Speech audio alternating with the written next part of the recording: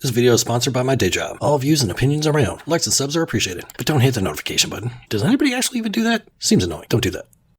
Being a big fan, I was really hyped when I saw the first trailer for Diablo 4. And when I saw the first trailer for Alan Wake, I went and bought the remastered on PS4 because I thought it looked cool, so I wanted to play through the first one before the sequel released. But now I've decided I can't bring myself to buy either of them. Why? Well, let's get into it.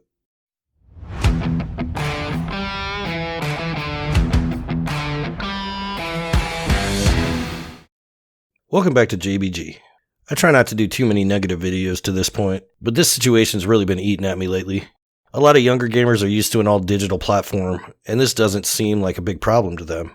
Being older, and looking at how difficult it is to go back and play some of my favorite games from years back, I just can't be a part of encouraging what I consider to be hostile consumer practices by these publishers. There are some differences between the Diablo 4 and Alan Wake 2 situations, but the problems intersect. It's been known for a while that Diablo 4 was going to launch with an online requirement. A lot of the defending of this that I've seen is that you can still play single player. Hell, even the hacks over at IGN reported today that the benefits far exceed the drawbacks. Fuck that. This isn't some MMO. Diablo never has been. In fact, Diablo 3 had a huge backlash for this exact same thing when it launched, launching with an online requirement. They even removed this requirement after the customer backlash was horrible, and the service support at launch was non-existent.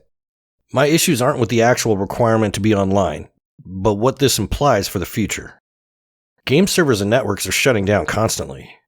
PSN on PS3 is almost unusable at this point, and devs have shown their willingness to shut down servers when they're about to launch a sequel. Just look at Overwatch. I already heard the argument that it's free to play, so who cares? But what about all the microtransactions that the customers funded the game with? They're just gone, so no. There is financial loss to the customers that funded the game. And you remember what Blizzard did with the Warcraft customer base?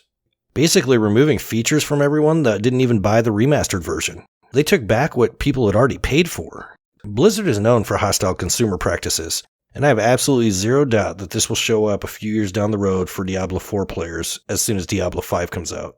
Now for Alan Wake 2, it's a little different, but it still ties into the online issue. They recently announced it would be digital only, meaning you cannot buy a physical copy that would essentially be playable forever. Sites like Yahoo are stating questionable stats for physical sales. I have a hard time believing them since PlayStation alone reported over 30% of sales last year were physical. Remedy actually responded with lies about it not being uncommon to release modern games as digital only.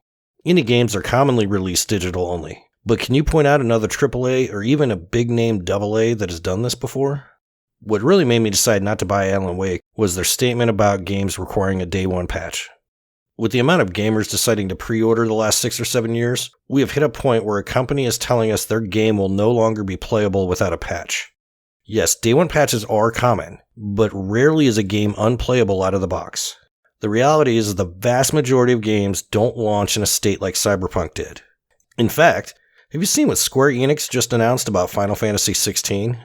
They're proving that this practice is a dirty dev excuse to sell unfinished products and that there's absolutely no requirement for day one patches. Will it need patches down the line? I'm sure it will. I still have PS3 games that will need a patch on first load up, but they're not unplayable because consumers didn't accept that lack of quality from the game devs back then. It's just to fix what the QAs missed to begin with. In the end, I'm not ever going to tell anyone what they should or should not do with their own money. But I personally absolutely will point out the trends that they allow if they continue to accept hostile practices in the gaming environment. I'm sure one day it will all be digital, and I'm sure all of the issues I mentioned will be accepted as the norm. But while I can still buy a system with a disk drive, I expect to be able to actually buy and own my own games, and not just be paying for a long-term rental that only the company gets to decide when it can no longer be used. Just some food for thought. Until next time. What? Toodaloo, motherfucker. Hey.